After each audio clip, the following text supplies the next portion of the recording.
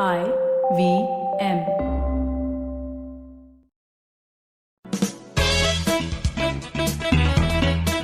Welcome to Audio Gyan with Kedar Nimkar, a podcast that documents insightful conversations with Indian designers, artists, musicians, writers, thinkers and creatives of all types. Catch us on iTunes or visit audiogyan.com for more Gyan sessions. Here's your host Kedar Nimkar. Today I have Amrit Gangar with us on Audio Gyan. Amrit Gangar is an Indian film theorist, scholar, historian, critic, curator and a writer. He worked as a consultant curator for the National Museum of Indian Cinema being set up in Mumbai by the Government of India. For the past several years, he has been engaged with his new theoretical, philosophical concept of Cinema Prayoga. He is also author for several books on cinema and the city of Mumbai in English and Gujarati. Thank you, Amrit sir, for giving us your time. It's a real honor to have you on Audio Gyan and welcome to the show. Thank you, Kedar. I must congratulate and appreciate that you have come up with this idea of Audio Gyan, which is quite unique to me. Okay. Also important because you are bringing back the Shravan Parampara of ours, listening, which I think is more significant because to me, eye is the most appropriating organ of the body. It's the most cultured organ of the body. But ear is more enduring to me. Ear is more what you call sthai bhav, that it goes inside. So this whole idea of Audio Gyan I must appreciate and congratulate for you. Thank you. Yeah, the whole idea started off with basically, in fact, this is what I've written in the about section also, that in the olden times, everything was communicated using, in the Guru Shishya Parampara, with the Shravan context only. And then due to certain reasons, lost in translation, Chinese whisper, a lot of things have been like just translated in different format. Now with the advent of technology, we can just have this revived and have it recorded so that it can, if you go to Canary Caves, which is very close from here, where we are sitting in Borivali, there is one huge Sabhagriha where it's more than 1,000 years old. And within that Sabhagriha, there's the stupa. And I'm sure there were days, every day, there must be hundreds of Buddhist monks or savants or scholars must be sitting there and discussing things. It's all through Shravan. That Shravan Parampara is part of our culture. Once I was sitting with Kumar Shani, and he was telling me about his film Maya Darpan, his first feature film, 1972, which is based on Nirmal Marma's story of the same name. And he was showing it to Robert Bresson in Paris. And he was telling me that Bresson had to close his eyes while seeing the film and taking beats on his thigh, on his knee. And that was very interesting, the way you perceive cinema. Somebody has said that you should view cinema through ears, not through eyes. Wow. You should listen to the cinema through your eyes. So these two organs are so important in our perception of the reality, perception of the world. And then you are bringing in this whole parampara that you are bringing back through Audio Gyan, and you are calling it Gyan, which is very, very interesting to me. So thank you so much for inviting me. No, it's my pleasure, sir. So we'll be talking about Filmosophy and general aspects of cinema, and I have come up with few questions which I would like to just ask you.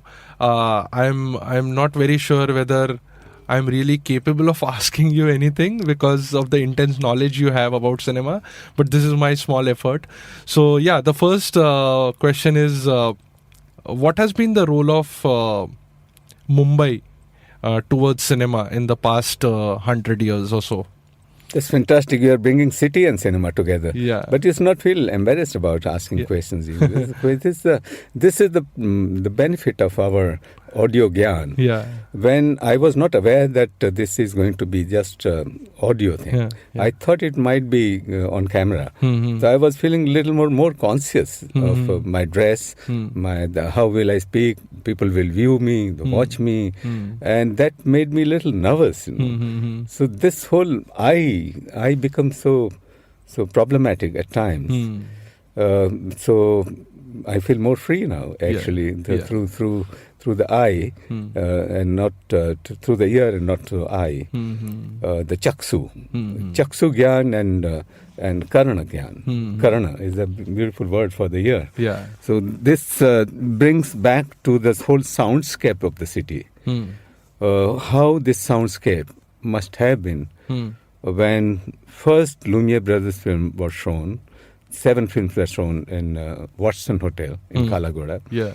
How the soundscape must have been at that time. Because I'm attracted to soundscape, the dhwanya lok, if I metaphorize it, dhwanya lok of this shahar, of the city, of the nagar. And that brings me the sounds of the steamer when the steamer, the whistle, that steamer at the port, Bombay being the port town, many things were happening.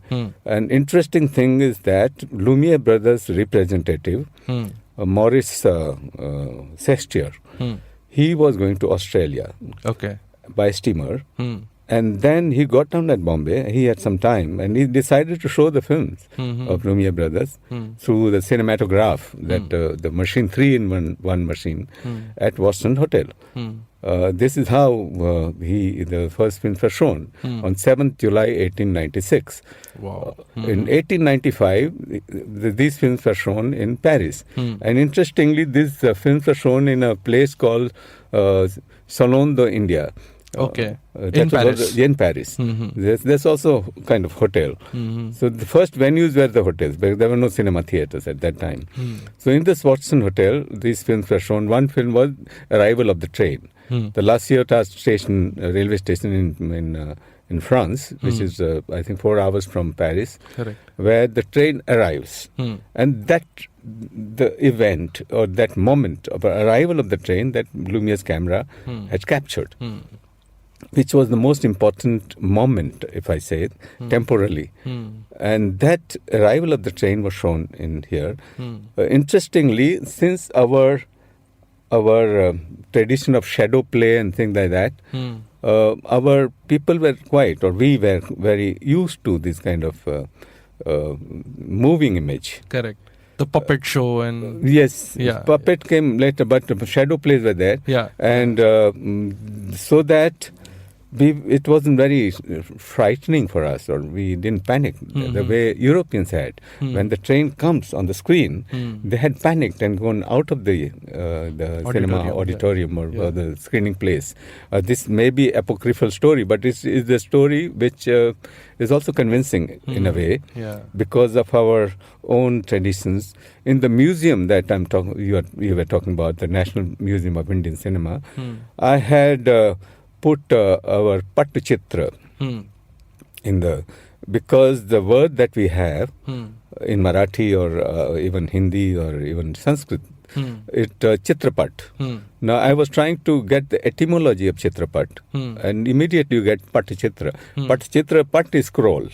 Like if you go to Kalighat in Calcutta, the Kalighat Pat tradition. You go to Odisha, they have a great tradition of Patchitra, where you have a scroll, Pat, on which the pictures are drawn or painted, and then one man or woman moves the scroll. Correct. And they sing a song. Now this whole idea of movement is nothing but motion picture. So I put that, we had this tradition of motion picture pretty long time ago. Early on then. So all this combination of all these things, visual as well as audio, interestingly meet together to create something very fascinating, fascinating view of things, fascinating idea about what happened in the past. Correct. Thousands of years back, not just 1896 or 1895. The city played very important role. Mumbai, being the port town, it had the attraction, it had the benefit of getting the world across to it. The Bombay city or Mumbai became the hub in a way. It took some time to get the films to Calcutta and Madras and other big cities at that time. Correct. So these films are shown at Watson's Hotel. It's still till there, the building in Kalagoda area. So the Mumbai and movies, if you say, are interesting symbiosis. So that could be a reason that Bollywood is in Bombay. No, may not be absolutely, but Bollywood term was coined later. It was like Hollywood, but Hollywood is the place, actual place. Correct. It's a geography where film studios are located. Bollywood is just a coinage. First two letters of Bombay City, BO, and then like Hollywood, you add double LY, double OD. If Bollywood, therefore we have many woods now. Mollywood, Collywood, Tollywood. Yeah. In fact, Tollywood was much older. Oh. The word Tollywood existed before Bollywood the word was coined. Tollygunj area in Calcutta had many studios, filmmaking production studios, and that Tollywood was coined much earlier. Because of Tollygunj and actual space of studio film productions or studios being there, like Hollywood. Yeah. So that's more concrete and more physical. So many of my European friends who come to Bombay or Mumbai ask me, let's go to Bollywood. I mean, there's nothing like Bollywood. Yeah. Like they had the perception that there must be some Hollywood-like place here, like Los Angeles, LA, but there's nothing. So I remember once to the Film City managing director, I knew, I think, her at that time, and I told her that you should have a big board like on the mountains in Hollywood have, put Bollywood like big thing, and call Film City as Bollywood, the place where films are produced, which is not entirely true, but there is some identity that city can have, and not very, very amorphous kind of relationship of Bollywood. But Bollywood has become brand name, which is acceptable to the world today. So yeah, sir, can we slightly ponder more on this question where how did like Mumbai support overall right from 1895 or 1896 when the first time the Lumiere brothers showed their film till now? How has things moved on, and how has Mumbai as a city contributed overall for cinema? Mumbai, I think, is an enterprising city. Mumbai also evolving city. Mumbai is a city which reinvents every moment. And that makes a lot of difference from, say, Calcutta. What do I mean by reinventing? Mumbai, whatever it earns through studios, the cinema, it reinvests into studio again. So it grows. It grows in a vertical manner, and also horizontal manner. This growth happened only in Mumbai, as I perceive. It didn't happen in Calcutta. It didn't happen in other cities. But Mumbai is a bubbling city. Mumbai is a city where it re-energizes itself. I call her sea, not it. So I will call in a very feminine gender. Mumbai is the city where she keeps reliving to me, and that's part of cinema to me. It also she also creates her own language or jingo or whatever you call it, and in that sense also it's reinventing itself, herself. So it's interesting the way it accepted the first motion pictures, moving pictures. Wonders of the 20th century, that's how Times of India advertisement had presented these Lumiere brothers films.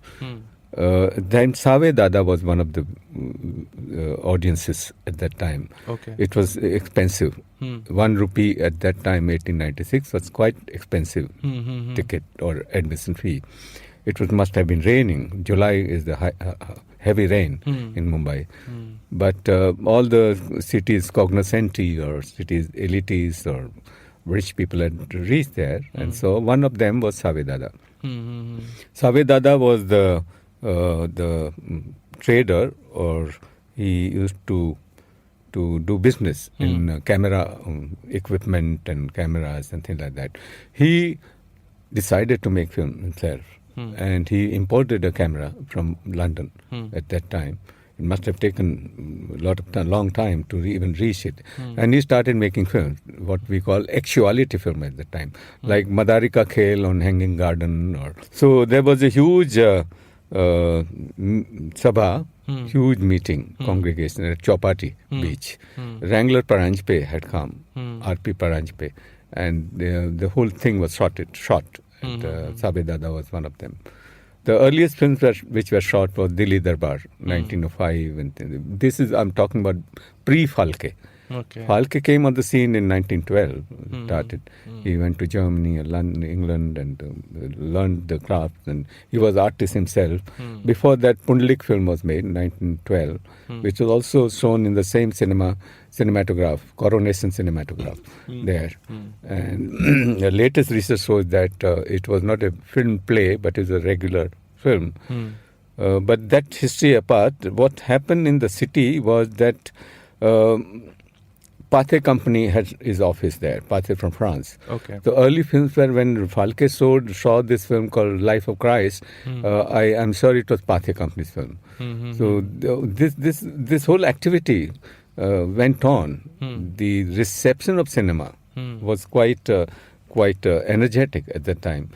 In Calcutta also happened. Hiralal Sen was the pioneer of that time. And many theatres, there are some of them, not for the namesake, they are there in North Calcutta, where I visited recently. Films were shown as part of this theatre or natak. Before the natak started, there were some shows, entertainment shows or some variety shows, and all these clips were shown. But all these things were going on. But what happened in Mumbai, that many studios started. Like Falke had a studio on Dadar Main Road, the station road is called, where it is now called Dada Saheb Falke Road. It was a bungalow. At that time there was no studio, but he converted the bungalow into a studio. The bungalow belonged to one Mathura Das Trikamji, a Bhatia gentleman, and in which he shot Raja Harishchandra. That time, 1912, I think he started shooting. In 1913, it was released. The print that we have in the archive, National Film Archive in Pune, is 1917. He remade the film. Oh, is it? And we have only 2 reels, first and the last reel, not complete film. Unfortunately, silent cinema, we had more than 1,300. Research is still going on. We have barely 1% of it, not even 12, not complete films in the film archive. And that's one of the things that we must take note of. And that's what I've been telling students, please be serious about preserving our film heritage. Now it's become more precarious in the digital time.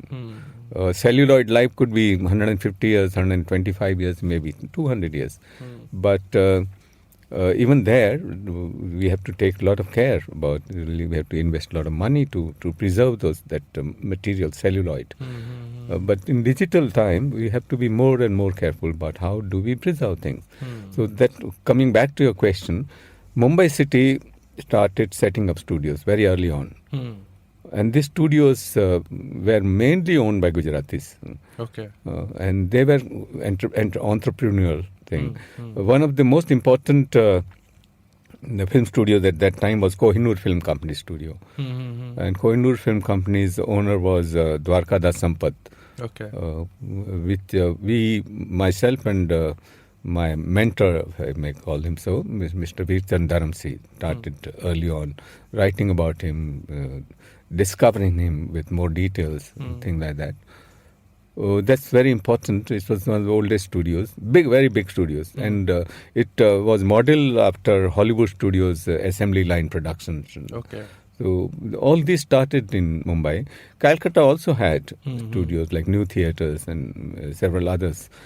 Madras had Maharashtra, Baburao Painter, Maharashtra Film Company was the most important film company at that time. V. Shantaram was there with Maharashtra Film Company. Then they shifted to Pune, Prabhat Film Company they started. Yeah. So all this history is very, very interesting. And what I consider as a key point is Falke. To me, Falke is most important artist, filmmaker, who had the spirit of Prayoga. So I consider him as a very key central point of my theory of Cinema Prayoga, for Dada Saib Phalke. He was restless about creativity. He was so versatile. He knew lithography. He had worked with Raja Ravi Verma. He had learned several other, and magic. He had learned magic from a German magician. Okay. And he always believed that filmmaker has to be a magician. Wow. So when we say this, I go back to Lumiere again. As we started with Lumiere brothers. Lumiere brothers' contemporary in France was Georges Méliès. Almost at the same time. Year before last, I went to his tomb in Paris, Georges Méliès, which is almost anonymous. Not many people go there. I mean, not many people know about him. But what Méliès was a jadugar. Méliès was a practicing magician. And he started making film. And the first film that we have was science fiction film. Trip to the Moon or Voyage to the Moon. 1902 he makes it. Yeah. So look at this parallel streams. One is almost real or realistic film, like Arrival of the Train and Story of a Gardener and things like that. And these magical films, that fiction that he creates. Yeah. First science fiction he creates, he imagines that man goes to the moon. And the whole spacecraft he created in a studio. And that spacecraft goes to the moon.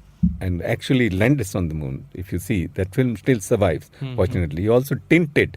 Tinting is a color process where there was no color film. They used to do by hand, tinting, frame by frame. Wow. And that film print is still extant, it still survives. So this whole history of cinema is so fascinating. Just 120, 25 years old history is the most young art compared to literature, music, theatre. It's very, very young art, but has achieved so much. Yeah. So much. Exponentially, yeah. Exponentially. Yeah.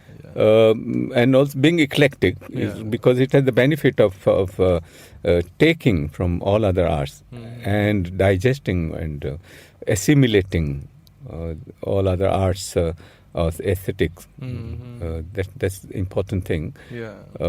So we come back to Mumbai. Mumbai has that ability of eclecticism. It is a city that invites talents, that invites skills, that invites, like America, like New York City. In between there were some aberrations that it becomes so parochial. But Bombay spirit or Mumbai spirit is basically very, very, very accepting overall, very, very inviting, welcoming things, and therefore the city still produces fascinating cinema. Even Hindi cinema. I had written in one of my essays in Bombay book published by Oxford University Press that it was here in Mumbai that first rigorous experiments, if I call it experiment, I don't use the word, but Prayoga film, if I call, Manikal made Uski Roti here in 1969. At the same time, Bhuvan was made by Mrinal Sen in Calcutta. Kumar Shani's Maya Darpan, 1972, and several other very rigorously made films were made in Mumbai. So Mumbai has the capacity of two extremes, of austerity as well as flamboyance, of very, very larger than life thing. Cool. You recently mentioned that cinema has now reduced to a commodity, right? So I would like to understand your perspective, like what makes you say that, and then how do you respond to movies like Court or Fandry?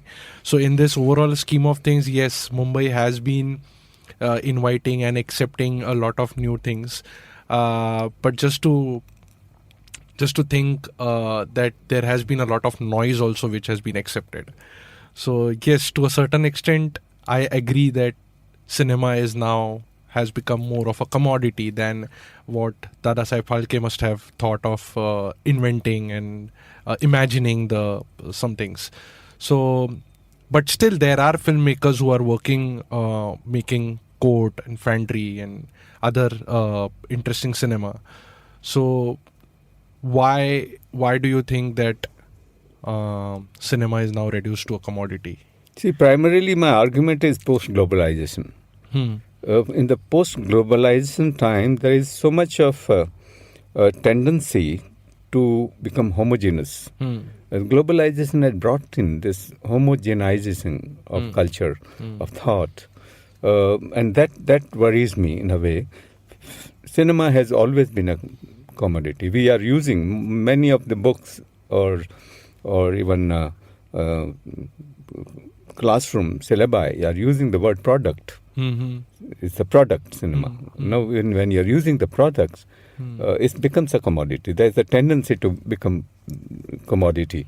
So our vocabulary itself, we have to be careful enough, I think. Okay. And this commoditization or commodification has been a long process. It's the tension between the commodity and non-commodity, the thought and surrendering to the market. The market, as I see now, has become a big octopus. Market has become a monster, which was always there, but still now technology or the globalization, the way it is operating, is a trade globalization. It's not culture globalization. Globalization was there right through ages. When Yuan Sang came to India, or Faihan came from China, they must have walked miles and miles and came to India. It was globalization. When the universities were established in Bihar, for example, it was globalization. The Buddhist monks came, the Christian monks came, the priests came. They set up printing press here in this country. There was so much of globalization was happening around that time. Technology intervened of late, 21st century. And this technology made everything quick, everything look alike. If you go to Sydney and see the multiplex or mall, it's the same as in Mumbai. If you go to New York, it's the same as in Mumbai. Hardly any difference. Right? So these individual entities, the single screen cinema, had their own personality, their own beauty, their own charm, their own feminine or masculine or beings, which you don't see that now. Own character too. Own character, own swabhava, the temperament, which is I think getting erased. In this whole the roller which is being is getting flat, as I think personally. Now this gets into this whole commodity mode too. I always ask my students wherever I take film workshop, how many Hindi films do we make a year? 200? Yeah. Around? Yeah. How many of them how many titles you can cite? Not even 5. Not even 5. What happened to 195 films? Why so? These are serious questions. They are serious questions. What are we talking about then? What are we generalizing on basis of 5? Most of the people I listen to, the older people, they say, "Abhi kya hai? Abhi ka kuch film mein hai nahi, kuch dam nahi hai." But this generalization or conclusion is based on these 5 or 6 films. Correct. We don't know much about. You are talking about Fandry and Court, and there are many other films, but not how many people have heard about it. This we heard about because some film is getting nominated in Oscar. And therefore, there you inquire about this, the whole hype about it and all that. Yeah. The publicity investment is grown much higher. I think ratio between production cost and publicity cost is so big today. It wasn't so before.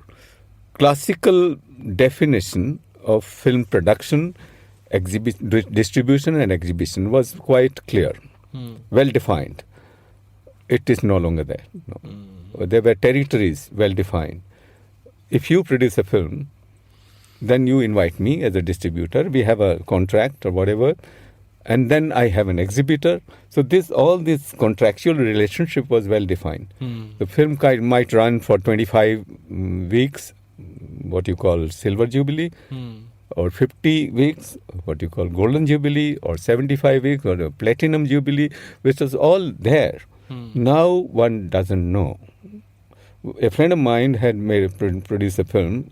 His student at Whistling Woods had financed it, and it was released in a multiplex. Within 3-4, he didn't even know, but I think within 3 or 4 days it was taken off. Now this is a new relationship of new capitalism. I would think the viewer film relationship has changed. The multiplex is completely different relationship construction. In multiplex, as I imagine, you cannot go and see serious films by say Manikal.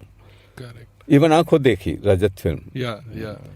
What is this? Now, I am spending 300-400 rupees per ticket. I'm going with a family of 4 or 5. I spend about, how much? 2,000, then some popcorn and things like that, maybe 1,000 more, 3,000 rupees and time. I don't accept the seriousness. I stretch my legs and have Coke or popcorn in my hand or munching and viewing. So this is time pass. Correct. You know, the way it creeps into our consciousness, the way the whole capitalistic or the way consumeristic tendencies get into our own being, we don't realize that. So I call it killing fields today. You don't know how many filmmakers are being eliminated through multiplex. Now you might say we have different platforms, YouTube and things like all others, but it's still the mindset remains the same. Yeah. And these are again very nascent in terms of the overall scheme of things also. What did you mean? As in like YouTube, for example, is quite like probably 10 years old as compared to... No, but this whole argument is that we have alternative platforms. Yeah. But it doesn't actually lead us to that kind of rigorous creativity. What I'm trying to say is why has the level of superficiality or mediocrity has grown overall? That's not just in arts, and it's in everywhere. Okay. So I'm coming back to a commodity argument. What I also use that word. This whole superficiality is very technologically bound in a way, because first of all it creates a kind of restlessness. It creates a very kind of jealousy of thing, and in that restlessness we don't contemplate. The level of contemplation, if gets lower and lower, the other level of not taking word or art or image seriously enough goes higher. It's the kind of ratio that it builds itself. Nowadays, there's a sort of competition which is happening. That's right, exactly. Now, I have not actually calculated or counted the number of comedy films made last 10 years. But this is my conclusion, by and large, that number of comedy films, superficial comedies, has increased after multiplex came in. So the space of viewing has its own politics. Just think about this seriously and just find out from the censor board figures or whatever. I did that exercise roughly, and last 5-6 years, the number of comedy films has increased.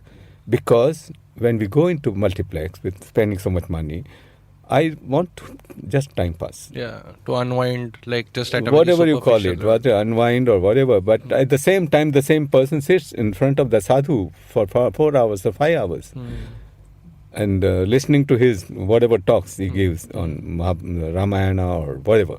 So this kind of dichotomies that are happening in this world today fascinate me. And at the same time, I get worried a bit because it affects the younger generation. 2 days back, you were also there in that Banduk College. Many young students were the participant in my film workshop and or film appreciation course, or whatever you call it. And they didn't even know where Calicut was. So this worries me, because everybody had mobile phone, and I believe in this age, 21st century, the only one God that remains is Googleswara. The Googleswara answers you everything, but you should know what to question. Correct. So this is a very interesting time that we are living through. It wasn't so, I think, when my father, your father was there was still space for contemplation. There was still space for introspection. There was still time for looking at the sky. They still could name the stars. Saptarshi hai, or whatever star or planet they could name. This is not. Why is it so? Why is it so? I can give you umpteen number of examples, my personal experiences. One thing that I came to conclusion, I'm not deviating much from your subject. We come to commodity, because here the central point is commodity. Correct. A commodification can happen in various ways. Because commodification is both epistemological and ontological thing. It's the real. But when this thing happened, I think personally, why does this happen? I was on the Oberhausen Film Festival jury a few years back. It was lunchtime. I was sitting there, and one young German filmmaker came, some European filmmaker came to me, and we started talking about cinema, and that at random. I talked about Federico Fellini, and this young filmmaker didn't have much idea about Federico Fellini, what films he had made, and what time he was there, and what challenges he faced in the creativity and practical ways. And therefore, I was a little bit dismayed. And but then she argued with me. He said, "Look, sir, not knowing much about Federico Fellini will not make me a bad artist." Fair enough. Not knowing Federico Fellini will not make me a bad artist. And if at all, she goes further, if at all I want to know about Federico Fellini, it takes a second. Google it. So naive, yeah. But she had valid arguments. No, I don't agree with it, because it is not knowing. It's just, I don't know what to call it. No, what I now coming to my point is that why this happens. I was at Rajkot for my museum work. I was trying to go to some smaller places like Gondal and Jamnagar, because these small places have still something left, in their cinema houses or individuals or booklets or posters or old cameras. So Rajkot was my base, and there are two universities in Rajkot. One is Saurashtra University and one is Gardi University. They're both media heads. Department heads knew me, and they came to know that I was there. They just invited me, come and have some informal discussion with or chat with our students. I went to one of them first. The one is private, and I started talking about Satyajit Ray and Ravi Shankar, and I was quite surprised and amazed that those students had not seen not seen at all Satyajit Ray, or not heard about. So I was also thinking, why does this happen? This is a matter of worry. We should not laugh at our young people, young students, because they are the, if I may use this word, victim of our time. The one reason that I'm trying to get within myself is that postponement. Postponement is the answer that I get, because everyone postpones it. Satyajit Ray, okay, I can ask Google anytime. So he doesn't, or she doesn't immediately answer, ask the Google or Google Dev or Googleswara. It postpones. So this postponement creates the time gap, time gap in Gyan. Whether audio Gyan or visual Gyan or whatever, that gap is increasing. And that gap is not filled by the scholastic knowledge or school, because they are so bogged down by the semester and whole syllabus, and they have to be within that rigid regime of not even knowledge, not even information giving properly. So this, what is happening? I come to this conclusion to within myself. This postponement of gaining knowledge, postponement of gaining information, because any time this Dev Googleshwara is at my disposal, at my service, I can ask any time. You even when I was taking this class, fortunately they were not using Google, but this is what I feel personally. That gap between now and then, the gap between this knowing now and knowing later is getting expanded. And that's the reason perhaps that whole, I'm talking generally about middle class students or lower middle class students, by and large, this is happening. This postponement is the word that I get always. That is not anybody's fault, but presumption that I get, like this German filmmaker, young filmmaker, who told me in Oberhausen. My counter argument, as you said, was that knowing Fellini or other filmmakers gives you depth and perspective. Whatever you create, correct. Whatever you make, you are aware about what has happened in history, and that's the reason we learn history. That's the reason we learn art history, and we also know what is already made. So there sets a benchmark. In fact, that reminds me of one of the Pula Deshpande's interview, talk, where he said, आजकल के बच्चे, if I go and ask them कि what are you learning in music school, they say हमको साल में 12 राग है. तो he used to laugh and saying कि 2 राग भी पूरे जन्म में, एक जन्म में काफी नहीं होते तो समझने के लिए. तो they by knowing 12 rags, they know the history, but they don't know the mystery behind it. That's very well put by him. Wonderful. What a great man he was. Cool. Moving on to the next question. You have been associated with Film Society movement in the 70s and 80s. Can you tell us a few of the milestones, just from a historical standpoint, how things moved in the cinema space? The Film Society movement started much earlier. I think some of the pioneers started in Patna, actually. Vijaya Mode and other colleagues of hers. They had the first thought about Film Federation of Film Society. They started the film club. Satyajit Ray, Chidanand Das Gupta, they started Calcutta Film Society in the early 50s. And they started viewing the world cinema at that time. Because Film Society provided that platform. National Film Archive was not even there. National Film Archive was established in 1964. Many things happened in 1960s when Indira Gandhi was the Information and Broadcasting Minister, and then she became Prime Minister. What is interesting is the kind of political economy. Political economy is the most important thing. Political economy, I would try and define as where you spend your money, the budget or plans, money. Which sector? What is their emphasis? I think during this time, Film Society movement got boost.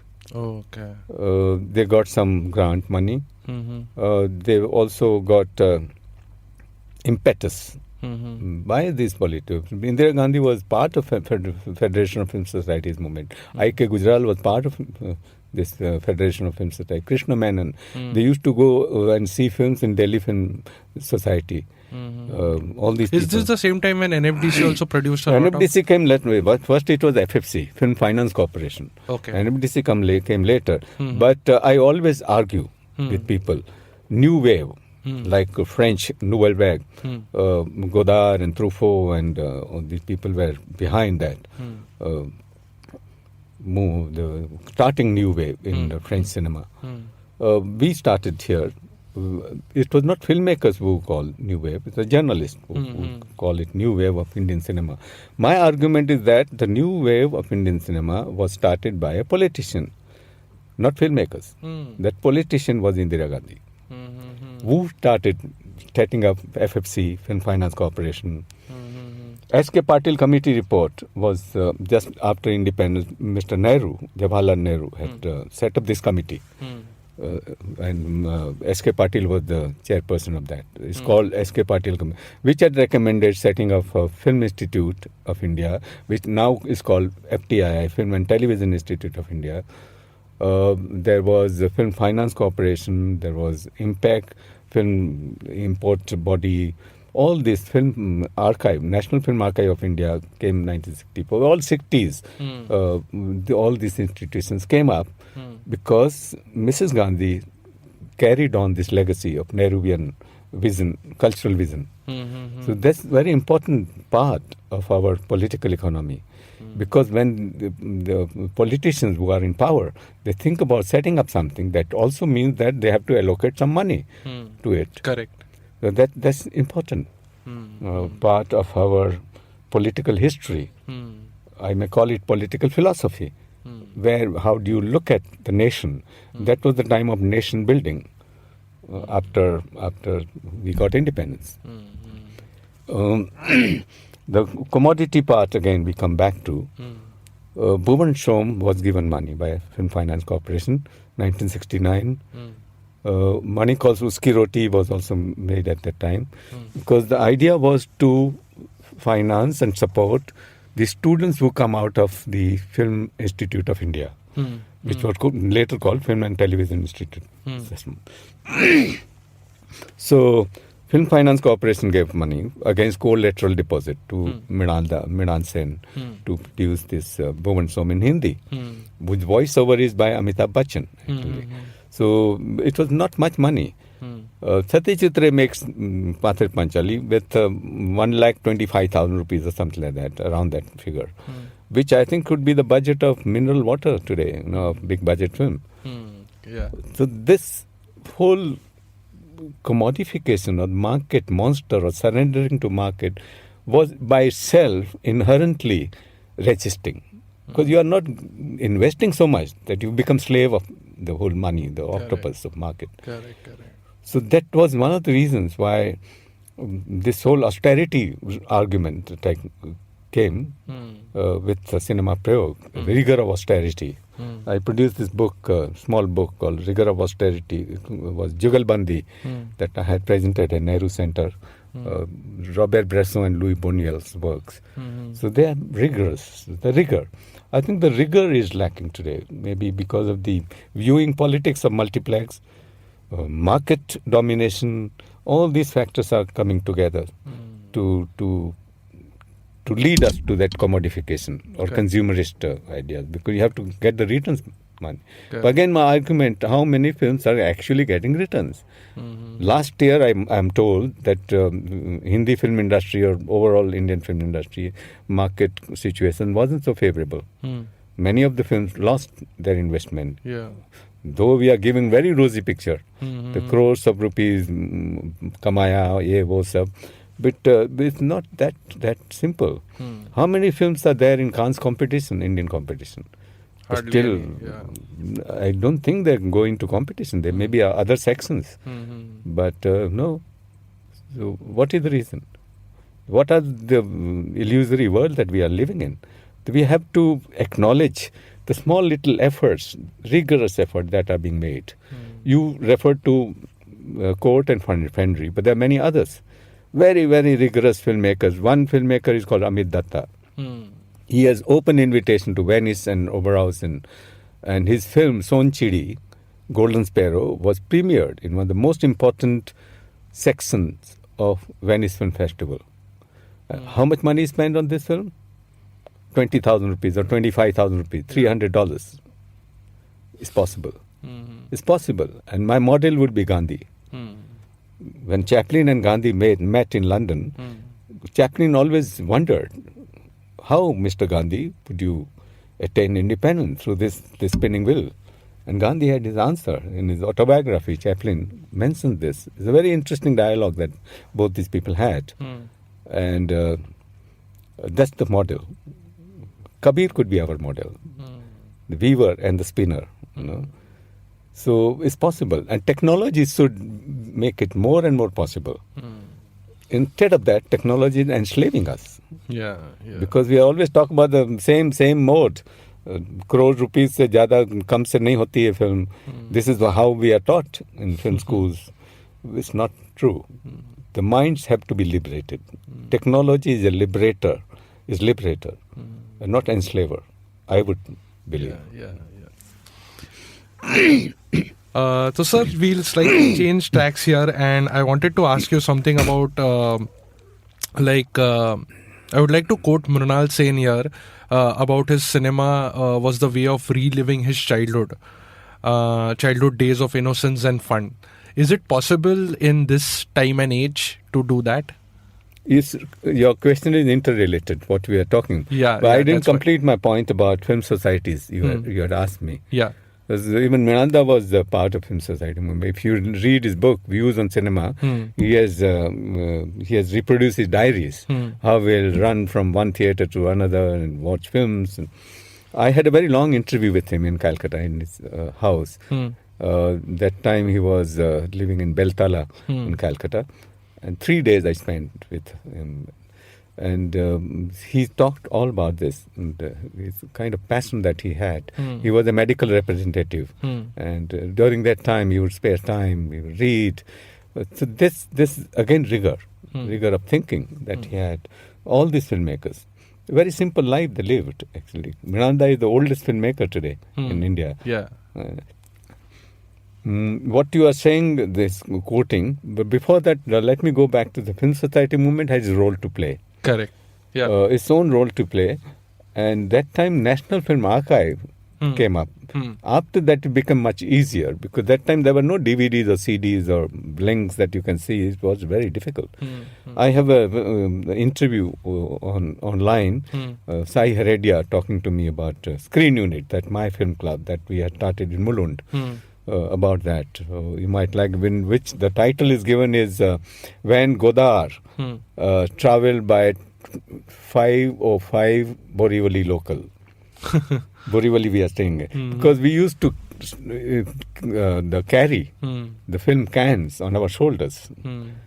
It's not that easy. Once Mr. Sudhir, the great painter, Sudhir Patwardhan told me, because my weight has increased, I put on some weight. He said, I know what is the reason for putting on the weight. Earlier you used to carry cans on your shoulders and work hard. Now it's DVD. You can put in the pocket. So, he was very, very, very interesting comment that he made. Yes. Acute observation is there. Yes, very acute observation that he had. And I really respect him, the way he looks at life and paints. So, that time, National Film Archive had a 16 list, about 30, 40, I don't remember the number, but all 16 prints were being circulated among film societies. Yeah. Mr. P.K. Nair was the first, he was the curator and then the director of the National Film Archive. And all these 16 prints, we used to hire 16 projector and show films, that time I used to go to collector's office. It was mandatory to get collector's permission for any film you saw. So I would stand in the queue with Ganesh Chaturthi, people who would show films in the street, and all the public screenings had to have this. Which is maybe there today, but it's become so easy now. So those film societies, 2 states had the largest number. Kerala and West Bengal. Kerala because they had the library movement. Library, every village had a library. So they had there's a whole nucleus of young students and other people who would also show films along the book that I was reading. So Kerala had was much ahead of other states. Maharashtra, I was regional secretary of the Western region. And in Bombay City, we had 22 film clubs. In some colleges, university had film clubs. Gujarat had some film clubs. Parts of Maharashtra had film clubs. Goa had film club. All these were part of Western region. So, but slowly the number started decimating. Slowly the number started decreasing. one thing I clearly remember, we used to show films in New Talkies Bandra, Federation of Film Society. All the film societies will come together and all the classics were shown, 35 because National Film Archive had supported us. Mr. Nair was very generous and very risk-taking director of the National Film Archive. So these films will come from Pune by train and they were shown on 35 projector, and that pleasure of viewing films on celluloid was completely different than this YouTube. That time, the two serials had started. First, I think, was Ramayana, and then Mahabharata started. Suddenly, the number of viewers, the number of film society started dwindling. So I started asking the whole role or what film society movement had done, whether it should be called the movement or not. Because if it is so fragile and weak, this should not have happened. Correct. So therefore, I'm the critic of film society movement. I will not praise it without any reason, because I've seen it how it dwindles, and there are not many, because I call them Shwet Keshi, white-haired. There are very few Shyam Keshi today. As all are 70 years old, and they're still, I think the nostalgia keeps us alive somehow. But film society certainly had a role to play. In Kerala, a big role. Mr. Adur Gopal Krishna always said he would show his films to film society. He himself is the pioneer of film society movement in Kerala, Chitralekha Film Society. So these are in Calcutta Film Society, Satyajit Ray and Chidanand Das Gupta, they started. So they were, and in the world, there were many, Aldous Huxley, Bernard Shaw, they were all part of film societies at that time. So there were curiosity to done, and it was difficult to get film to see, actually. It was not that easy. The film society became kind of window to the world. And now there are so many windows that you can look through, but there are so many windows that you get confused, and as if you have not seen anything. And what was the reason, like you mentioned maybe Ramayana kind of serials, or maybe television ventured into our lives, so that made the movement. Yes, television. What I meant was television. But these two serials had really captured the imagination of nation. Yeah. At that time, I remember Ramayana when it was shown on television. Bombay streets were empty. Yeah. People used to go home early and watch this without missing any single episode, or even Mahabharata. Yeah, even I remember I had those VHS at home to put on, like summer vacation. We used to like retelecast it in our houses for our own entertainment. How old were you at that time? I think I must be in 6th, 7th or 5th, 6th. Right. Yeah. But your parents must have been interested in... Yeah. But television made a lot of inroads into this. The residues are not so strong. Residues of this whole movement, if I call it movement, are not very strong, because roots were not so strong. Correct. Not so strong. It had not penetrated as much as it had intellectually. And, Cool. And coming to the last question which I asked you about Mrinal Sen, is it possible to like relive the moments which these people have lived and overall the kind of cinema they have made? Is it possible? Astonishment, the ras, adbhut ras. The ras is very important theory for us. When Mrinal Sen had taken his son, Kunal, who was very young, which I've read in one of his books, in Maidan of Calcutta, the young son of Kunal looks at the sky, and there was, I think, lightning in the sky. He says, 70 screen. You know, that sense of wonder. The sense of wonder that you are quoting the word innocence. The sense of wonder is adbhut ras. Adbhut ras is, I think, is shrinking, probably. Because nature does not give us that sense of wonder as much as it did earlier. We barely, as if it's everything there on the screen before us. I can see everything. Peacock, maybe not real, but virtual. The virtual reality that I see has stopped me wondering. And say, wow, that whole response to nature's wonders, the mystery, as you were saying, quoting Pula Deshpande. Correct. Where is the mystery? Yeah. If there is no mystery, there is no wonder. There is no Adbhut Rush. The cinema has stopped giving me the Adbhut Rush. I think personally, the kind of films that we are watching are still in the same traditional, conventional mode of dramatic narrative structure. Or maybe overload of just special effects, not really like telling a story behind it, or a moment of Adbhut Ras, as you said. Yeah.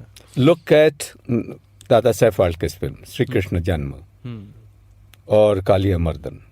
1918, now 100 years. Really 100 years. In 2018, we must celebrate that Adbhut Rush. We said, call it the year of Adbhut Rush. See the way Bal Krishna falls from the tree top into the river, into the water. That was the first underwater scene in Indian cinema. Phalke did it. And it's so Adbhut. Now, where does this Adbhutness come from? Adbhutness come from, I think personally, is from temporality. The way he captures the moment. The cinema, if doesn't capture the moment and it just talks, it doesn't interest me personally. Because Cinema Prayoga considers cinema as a medium of time. It's not a visual medium, it's a temporal medium. And this scene that Dada Saif Phalke created in Kaliya Mardan is such fantastic. Have you seen it? Yeah, I've seen it. Yeah. Krishna going into water to combat with this Kaliya. Yeah. The Rakshasa. It like, in fact, I've seen like few the documentary on Dada Saif Phalke also, which is in NFDC. I've shown it in our workshop. I think there was some parts of it, like there is a complete documentary on just Dada Saif Phalke and how the... But there's only small 9 minutes, not even 9 minutes that we don't have the complete film. And it really creates a wonder moment that how that was possible. In fact, that's wonder moment is the key word. Yeah. Wonder moment. Yeah. That Adbhut Shan. In fact, it also shows the commitment of the actors also, because say there is something which is disappearing, then for the next frame or the next setup, the actor is just holding that position for the other thing to be moved out and then taken a frame again. So it just like multiple layers of realization. Now today we are talking about special effects. This might seem very, very innocent. Yeah. Very innocent. Yeah. But that innocence we have to retain. Without innocence, there won't be Adbhut Rush. Yeah. Then you think you are master of everything. Correct. You know everything. Yeah. The special effects are not cinema. It's not cinema. Cinema is this is cinema. He didn't need any money. His own daughter plays Krishna's role. Yeah. I had the privilege of interviewing her, Mandakini Phalke. Oh, nice. In Nasik. And fortunately, with me, or I was with Basu Bhattacharya. Achha. We were in Nasik. Nasik Film Society had invited, Dada Saif Phalke Film Society had invited us. And we had shown Basu Bhattacharya's film Panchavati at that time. Okay. So since we were in Nasik, we went to Mandakini. She was about 70 years old at that time. And she remembered everything. Her role in Dada Saif Phalke's film, how the film was shot, this film, Kaliya Mardan, and all films that he shot in Nasik. And she also said that when the film was shown in Majestic Cinema in Bombay, people would go and just prostrate or touch her feet. She was too young. Like they always thought that this was Krishna, real Krishna. So this real and unreal in Indian mind is so fascinating. And Dostoevsky talks about this. He says that everything is unreal. So what fiction can do, it just can't add anything more. If you say fiction is unreal, unreal always existed before. Yeah, obviously real, unreal, and it's like a different audio-gan session altogether we discuss on when it comes to films. Cool, sir. I would like to conclude with one last question. Just a second. Yeah.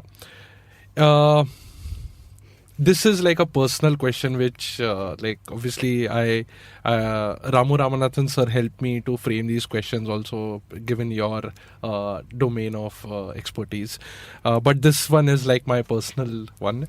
Like if the current trend and which we also spoke about very briefly while I was at your workshop, so if the current trend is of mediocrity or commodity driven things, there has to be a trend reversal, which to a certain extent we saw with Saeed Mirza, Kundan Shah, or Sham Benegal. So there was this sense of changing cinema to a certain extent so that it appeals to a different set of audience and not going in the mainstream. So if that has to do now, what are your views on it? How can it be done? Or is it possible also to do that with the current set of generation which we have? In fact, we are in a better, favorable situation, I think. Is it? Thank you for referring to Ramu Ramanathan. He is a very fine mind, you know. But I was part of all this. I've witnessed all this time.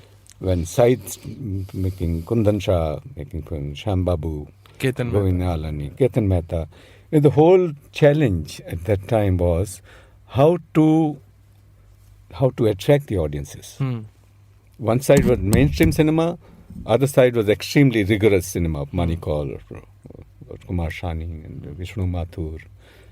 Extremely rigorous.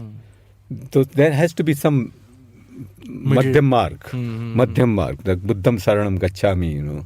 So what is this Madhyam mark? Media started calling it middle roader cinema. So all this cinema was kind of middle roader.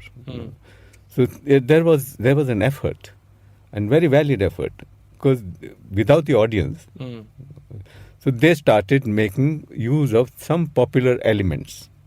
Okay.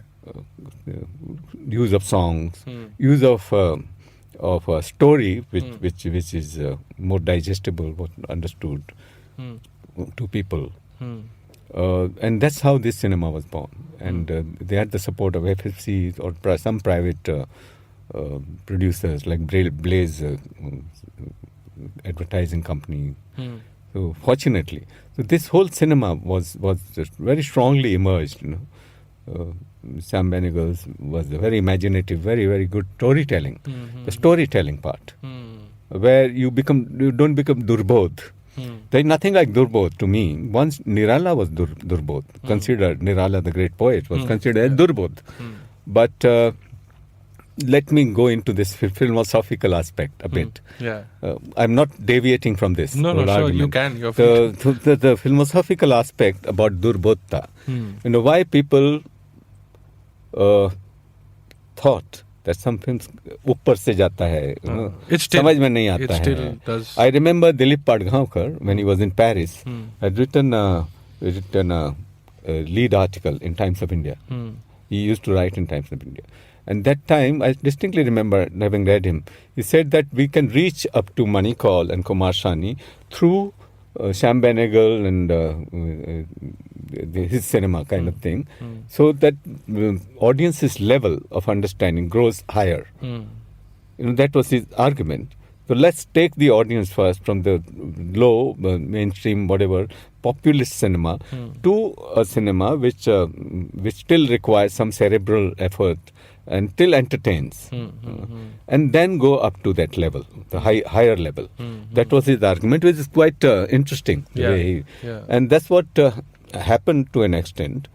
But the obstructions are many. The obstruction is cinema being a medium which requires money. Cinema is a medium which, unlike books or painting, requires again money to distribute. Correct. To exhibit. Now, NFDC was given the role by the government. You build theatres, chain of theatres, small theatres, where this film can be released. Today I was reading somewhere, some young filmmakers, very young, and I don't remember what film he made. He had made the same argument today morning, 2018 January. the same argument. He says that there may be 50-seater or 100-seater cinemas across the country so that our cinema get released. So this is what is happening. Now, what I was talking to about Durbodh thing, I use the word in my Cinema Prayoga vocabulary, pakad. You know, in music, in rag, for example, there is the one note, swara. Yeah, it's a sequence of notes, like after the sthai, there's a pakad. Yes, Yeah. the pakad gives you the sense of bhav of that rag. Every film kriti or film has this bhav of its own. If you capture that bhav, it becomes easier for you to understand. Correct. It's not difficult. Nothing becomes durbodh to you. But you have to be open to this idea first. When you say Maya Darpan is difficult to understand, you try and catch that pakad of that bhav. Because there are so many references. There are references to angels, for example. There are references to Ritik Ghatak in that film. How does a film quote another filmmaker? Film can also quote. As you were quoting Miran Sen now, Maya Darpan quotes angels. Maya Darpan quotes Megeta Katara. Then his presumption is that you should have seen Megeta Katara to understand that whole soundtrack that he uses of Shillong, Correct. Kumar Shani, you know. And then it becomes so enjoyable. Yeah. So I have this argument, like middle roader, what I call is lifting the viewer, bhavak or rasika, from manoranjan to chittaranjan. Entertainment of just man ka ranjan to chit ka ranjan. Correct. And then you understand, you enjoy rag, even if I don't know, say Hansadwani, but it still touches me. Correct. Suppose I know the history of Hansadwani, the whole notice, the whole Notation. aro of yeah. Hansadwani rag, I enjoy it more. So I'm lifting myself from manoranjan to chittaranjan. So this process has to, and there are efforts. Wow. So therefore, we gather physically and try and lift ourselves. Because that's the purpose of life. What is the purpose of life otherwise? Getting all the happiness? Purushartha. Yeah. Purusartha. Yeah. Now this is very important word that you are saying. Yeah. You know? So this whole idea of enduring joy, आनंद की जो अनुभूति जो होती है वो स्थायी कैसे हो सकती है? पहले तो नीचे से ऊपर जाते हैं हम, लेकिन वो आनंद की जो अनुभूति है, वो अनुभव है, उसको कैसे टिका सकते हैं? Correct. तो टिकाना is important. And then also you can go make urdhvagati, you know, go higher. Correct. So this is what I think one of the purposes of life is this too. And this is what I give importance to. And Dilip Padgham had this argument, actually, essentially. So Durbodh is, I think, is not so valid argument today. That we don't, and samajh mein nahi aata hai वगैरह. What Saeed and Shyambabu and all these, there's a valiant effort they make. Like a film like Bhumika. Smita Patil and Amol Palekar. They're based on our autobiography of Hansa Vadkar, for example. Okay. It's one of the best films otherwise. And it engages you. Or Suraj Ka Satwa Goda, Dharmavir Bharti's. So they had the imagination of storytelling. Satyajit Ray had that imagination, very engaging. But then you have to have the support system ready. Support system of distribution and exhibition. That cinema presumes to have. Unlike other arts, for example. Yeah. So if this is all come together, I think this will be great. You know. Now the challenge is, suppose we say now everything is available. You can show it to YouTube. You can show it anywhere. You can watch it on your mobile phone, whatever films you like. But then what else? You have to have the ability to get from manoranjan to chittaranjan avastha. Yeah. So this, with all the accessibility, it's a new challenge that we are facing. So this new challenge that younger generation is facing is to have, again, the dialogue. That's the role of teacher, shikshak. The shikshak is still needed. People think that online we can learn everything. But I think it makes a lot of difference when you personally meet, congregate. Correct. And then have a dialogue. Beautiful. It makes a lot of difference. You listen to your voice. Now you are listening to my voice. the sound. And therefore, this audio gyan becomes important. Very, very important. Yeah. It's not invisible. Today, we don't even listen to people. It's all WhatsApping. Yeah. Another important aspect that this modern, so-called modern, our time has is loss of touch, loss of sense of touch, sparsh, का अनुभव नहीं है अभी. Digital technology has lost that. Earlier, celluloid, the filmmaker, the cameraman will go into lab for color corrections, or he will touch the material. The materiality is getting lost. The materiality is there, but without the sense of touch. Sparsh ka anubhav nahi hai. That sensuous experience is not there. The sensuality of body, of life, that is a big void that we have created. Very big void, I would say. And that should enter our samvad. That should enter our debate. That should enter our consciousness. Well, what should we do about it? We are not asking anything. Yeah. We are not asking this question. The young people are not aware about it. They are not conscious. What should we do? Could it be replaced by something else? Is there any other anubhuti or anubhav that we can substitute sparsh with? What is that? What will we do without that? Yeah. It's very beautiful. In fact, I've got a more articulate answer to what you just said just now. Like, because generally what I consume as a layperson is I generally not am a person of entertainment. It's like more of infotainment wherever it happens. But I think Manoranjan and Chittaranjan is like more apt to what I want to, if I have to articulate myself. So beautiful. Yeah, I think this is a good note to end this. Obviously, sir, there's lots of things to be spoken about. Just given the time constraint and also the bandwidth these days people have, I would like to conclude at this point. And I hope to have you again on AudioGyan someday, where we can just specifically talk about Cinema of Prayoga or Cinema Prayoga and know more about it and make sure it gets documented also in an audio format. So once again, thanks a lot for giving us your time, and it was a pleasure talking to you. Same to you, Kedar, and I wish you all the best. Yeah. This is fantastic. Yeah, okay. Thank you. Talking the audio, the Shravan Parampara that you are carrying forward. Yeah, is very interesting. We can talk for 6-8 hours. Yeah, no sure, problem. sure. But next time, maybe. Yeah, sure. Thanks again. Okay, thank you. Thank you. And that's it from today's Gyan session.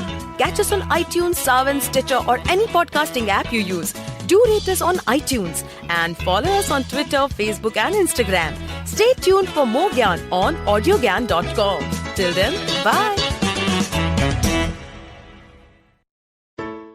Hello! It's been a great week on the IVM Podcast Network.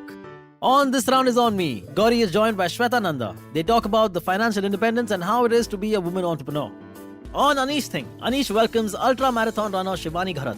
Shivani shares her journey of how she ran her first marathon, the mindset of a runner, and what it actually takes to run a full marathon. On Cock and Bull, Cyrus, Naveen, Akash and Shreyas talk about the Korean band BTS serving in the military and its repercussions. On Think Fast, Varun and Suchita discuss Wing Greens and their latest acquisitions and about the Indian sexual wellness market. And on Shunyavan, Sheila Datya is joined by Dinika Bhatia, CEO and founder of Nutty Gritties. They talk about coming from a business family and Dinika's journey in creating healthy and guilt-free snacking. Once again, don't forget to visit our merch store on ivmpodcast.com. We have some exciting new merch out there for you. Also, do follow us on social media. We are IVM Podcasts on Twitter, Facebook, Instagram, and LinkedIn. And do remember to spread the word about these shows and any other shows you might be listening to. Appreciate them, rate them, and review them wherever you are listening to them. You can also check out all our other shows on youtube.com/IVM Podcasts. And finally, we would like to thank our sponsors this week. Volvo XC40 Recharge, Bumble, Heads Up for Tails, Kotak Privy League Program, and HDFC Mutual Fund. Thanks guys, without you this would not be possible. Do you often find yourself surrounded by conversations about Web3, blockchain, NFTs, DAOs?